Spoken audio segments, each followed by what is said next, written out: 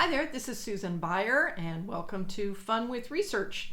Today we're going to talk a little bit about data cleaning because doing a survey is only the first step. Then you have to analyze your data. One of the first things you're going to want to do is eliminate any responses from your survey in your analysis that aren't of good quality. So there are a few steps to this. The first thing is you want to make sure you have qualified responses, and hopefully your invitations to participate in the survey were issued to a targeted group. But even if they were, you're going to want to make sure that you have the right folks responding in your survey. So you probably have qualifying questions at the front of your survey to make sure people are in the right industry or they have the right kind of job or live in the right geography for the respondents that you're looking for. But you might also want to consider adding an open-ended qualifying question in your survey.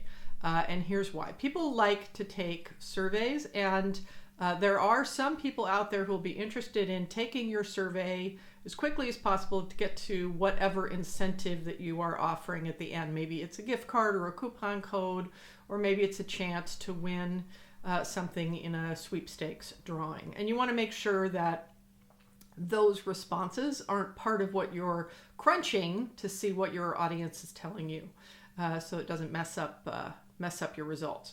And sometimes people can tell who you're looking for, and so we'll answer questions to get qualified for the survey, even if they're not true. One way to avoid this is to sort of hide what you're looking for in your qualifying questions. So, for example, instead of saying, do you work in the healthcare industry?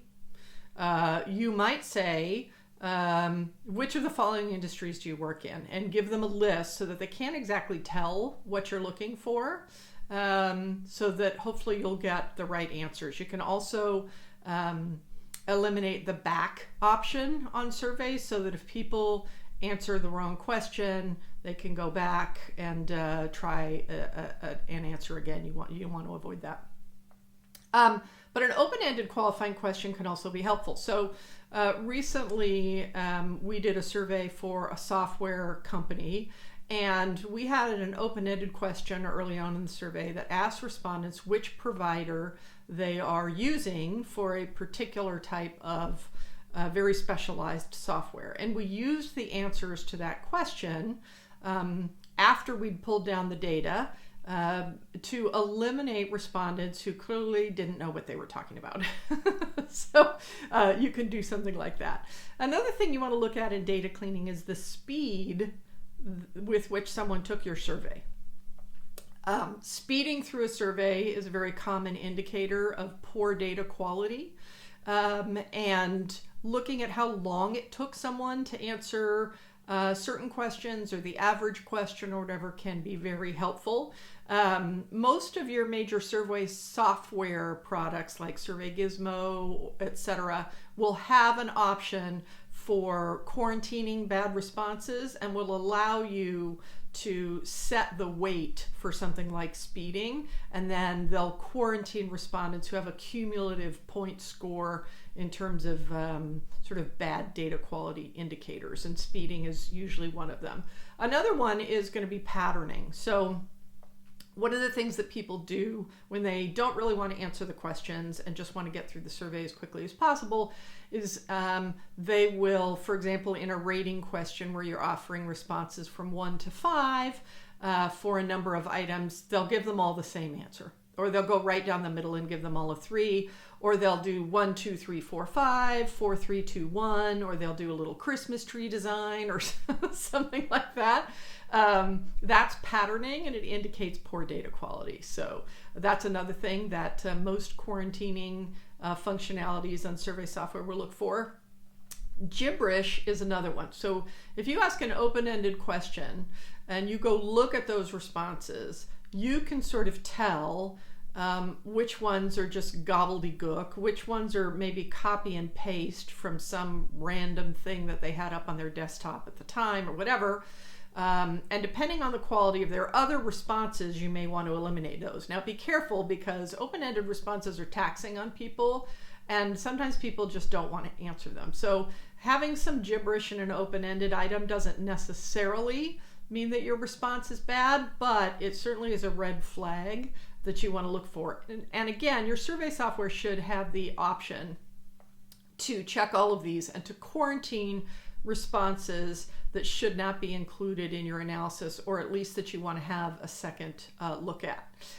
Keep in mind though, if you did have an incentive on your survey and someone completed the survey, you can't eliminate them from getting the incentive just because they had poor data quality. If they didn't qualify for the survey because they didn't work in the right industry or something, that's different.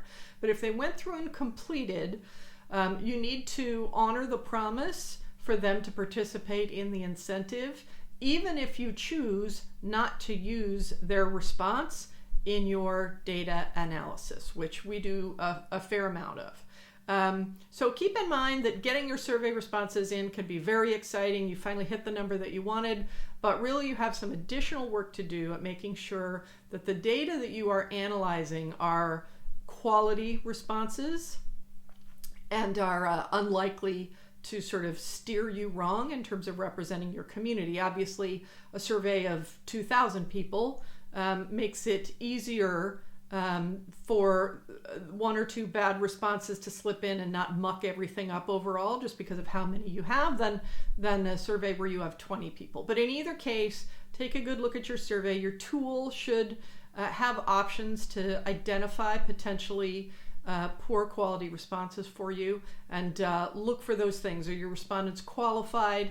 Are they speeding or patterning your survey? And are they repeatedly entering gibberish in open-ended fields? Those are all pretty good signs that you may want to think twice before including that particular response in your analysis. I hope this is helpful, and we'll see you next Friday on Fun with Research.